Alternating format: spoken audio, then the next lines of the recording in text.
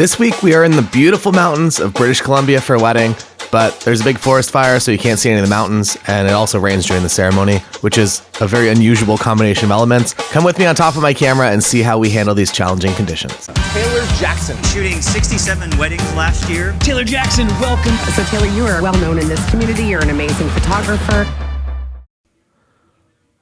About 5 years ago, we photographed Amanda, who is today's bride's sister's wedding in Saint Martin. And as you can see, my style has changed a little bit. It's a pretty aggressive shot, and for some reason I'm in a pool. I don't really go in pools a lot anymore with my camera. It's kind of embarrassing watching this footage, but I do still like the images from the wedding. That one's on too much of a slant, but everything else I'm super happy with. This wedding was also a wedding that I was the primary photographer for, as well as video person, so I made a highlight film. There's actually a full course in Patreon if you want to check that out to see exactly how I can do both at the same time. I'll wait patiently for you.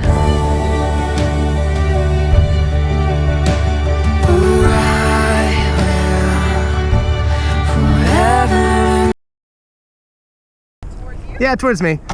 And if you want to just kind of look at each other and just pretend you're actually going for a walk. Awesome. Usually whenever we get on an airplane to go to a wedding, we're either going to do an engagement session when we get on site for the first time, which is usually the day before, or do a day after kind of bridal style session. I would say that I am more of a fan of doing the engagement style session now. 5 years ago, I definitely would have said like we would need to do a bridal after shoot and go to all these cool places. But now I would much rather have people just great photos in their actual real life clothes in a place that isn't necessarily their wedding venue. And I am only photographing this day. The only lenses that I really brought, Lindsay, you can see her off to the right, is shooting with me at this wedding. And I have my 35 Tamron and my 85 Tamron, and those are the only two lenses that I'm using, with the exception of the drone as well. I have a Mavic, or I had a Mavic at this time, but if you're currently looking for a drone, I highly recommend the Mavic 2. And other pro tip, bring bug spray whenever you have to go out into the world like this. Have some in your camera bag and just leave it there forever. Sunscreen as well. Hi, Lindsay. My 85 is kind of my go-to lens, that if I could only bring one lens to a wedding, that would be the only lens that I would bring. For Lindsay, she prefers the Sigma 50, which is totally cool as well. She's photography only, so she doesn't need the stabilization that is built into the Tamron lenses. So let's get into the wedding day here. Because we're in a cabin, everything is a little bit warm, so all the walls are wood tones, and the ceilings and the floors and all the furniture as well. So I'm doing my best to get as close physically to windows as I possibly can, just to minimize that orange bleed kind of onto everything. And then we just go for a walk around the property and everything that they've set up. Take some images and take some quick video clips of it. For video, I don't really do too many clips of just stuff. It's always the people and reactions.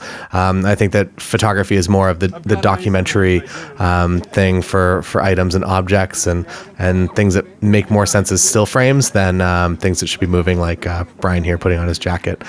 So what I do is I usually roll video on it, and then I'll come in and grab a few quick frames. I think that you find your balance whenever you're shooting photo and video. And I think the couples understand that too, that whenever there's like a good scene that plays well in video, they don't need 100 photos of it as well. So I don't need 50 photos of him putting on his suit and adjusting his cuffs and watch and everything. In the video, that moment is kind of documented, and then 1 or 2 or 3 stills of it in the actual gallery is all we need. So this is the first look, and this is Jamie coming out of the house, the shot that you just saw there. I'm kind of rolling video more on this moment because I know Lindsay's a great photographer, and she kind of has this as far as the actual I guess like the photography side of things goes. So I'm gonna roll on the actual first look. If I was just one human doing this by myself, there's a few different ways you can do it. You can just run 2 cameras at once with like your backup second body underneath your current one.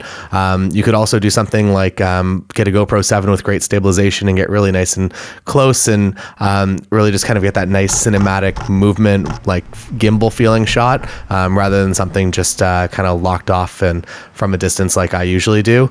The other thing is that usually things happen more than once, that if you're taking photos of Brian looking at Jamie for the first time, that I can quickly get a video clip that's like 2 seconds later and it still is just as usable and just as good. So there are lots of different ways to be able to shoot photo and video as one person. We know that there is rain in the forecast, so we're kind of using all the outdoor time that we possibly can, just in case something begins to happen. I guess the spoiler is you've already seen it in the intro, that it does start to rain during the ceremony. So for this part, it's like as much as I can possibly do outside, get that all done and make sure that at least I have my safe shots. And safe shots and efficiency with them is kind of one of my number one focuses really on any wedding day, that I want to make sure that I get kind of the 5 or 6 shots that I absolutely need before I start experimenting and doing anything a little bit different or changing things up. And while that might seem a little bit boring and structured and traditional, it definitely delivers a better product overall. I'm always more focused, I would say, on the groom until the bride is at the very end of the aisle. That's not the bride, that's Amanda from Saint Martin, who you might remember. That's about as close as I can get with the 85. I can do a few other, I guess, like crop in, or I can go into like 2x mode within my camera. But I'm pretty comfortable and pretty happy with a shot like that, even though it's a little bit maybe too wide. If you've watched a lot of my behind the scenes wedding day videos, you know that usually this is the moment that I use my 70-200 pretty much exclusively. But because I know that I have lots of outdoor space and I know that Lindsay is my second shooter, that I don't really need it, that I'm quite happy on my 85. And I am totally cool to just like walk around rather than zoom around like I would usually be doing with my 70-200.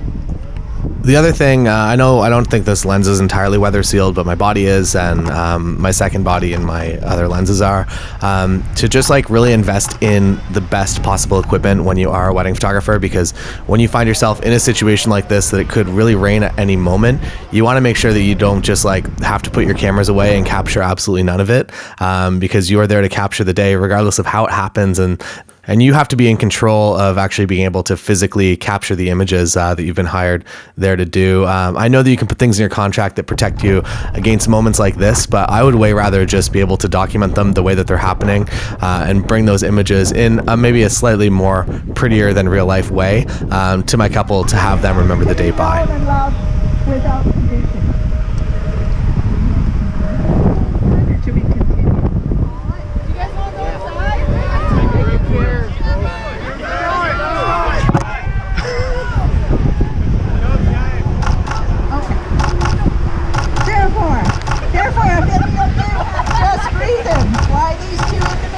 Should not wed.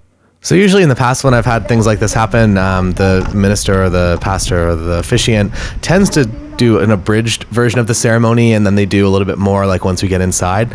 She just went for the entire thing, so we were just outside kind of in this for 15 minutes, which is I guess my typical ceremony time, but usually things get sped up a bit and cut out in order to, I guess, maintain guest experience. And this is when it really started to rain, and it was kind of starting to come in a little bit sideways. And you'd expect something like this in Iceland, but you wouldn't really expect something like this literally during a forest fire. The forest fires weren't too close to us. They were maybe like 100 kilometers away, but definitely kicking up lots of smoke, because usually off in the background here, all you would see is a beautiful mountain vista out in Golden, BC. But unfortunately, not today. So everything you're seeing is stuff that I had shot, whether that's photo or videos. Lindsay was also there, but I tend to only feature my own images. That's a more accurate representation of what the day is, and that's kind of the video playback of it, which definitely kind of enhances reality a little bit.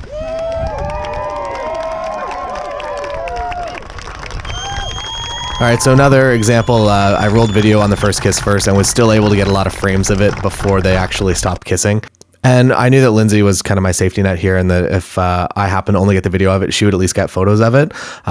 So not a risk to take unless you have a little bit of backup, but there are definitely ways that you can do it with a second camera, or by, I would say, doing photography first and then video of it second, or doing the video as they're coming together to almost kiss, because that's really the only part that I ever use. I don't use too much of the actual kiss.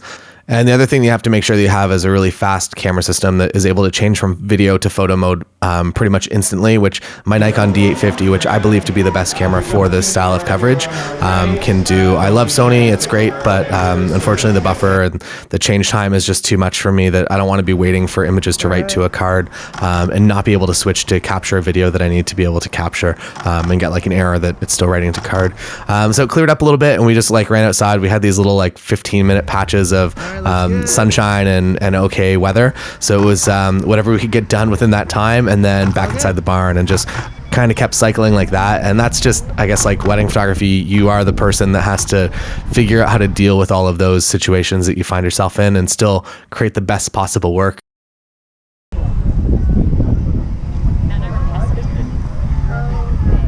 Awesome. And can I make you guys hold hands and slowly walk towards us over here? And you can be looking at each other.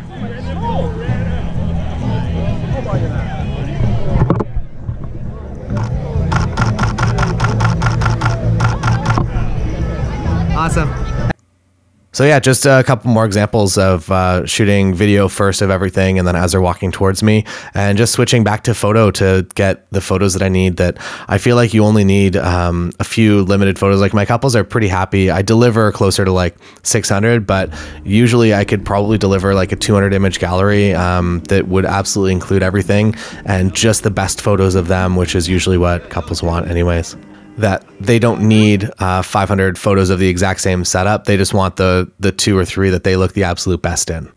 That said, there still is a bit of a stigma maybe around like that couples do believe that they need lots and lots of images. When people come to me looking for dual coverage, I definitely know that their photo expectations are a little bit lower in terms of quantity and volume, but I like to keep the quality level the exact same.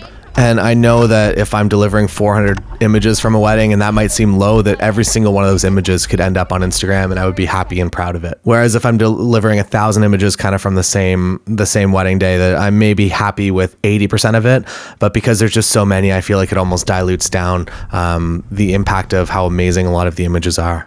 So in summary, I'm a believer in less is more, and also video. If you guys want to take a walk, maybe like 5 or 6 vines in there, or hop. Are they vines? They're hops. All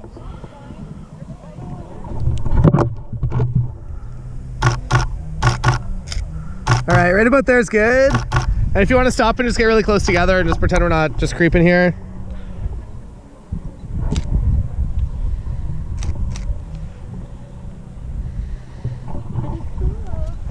So again, because of the weather, even though it's good right now, it was definitely a compacted, efficient photo video session, which adds a lot of stress when you're doing both dual coverage.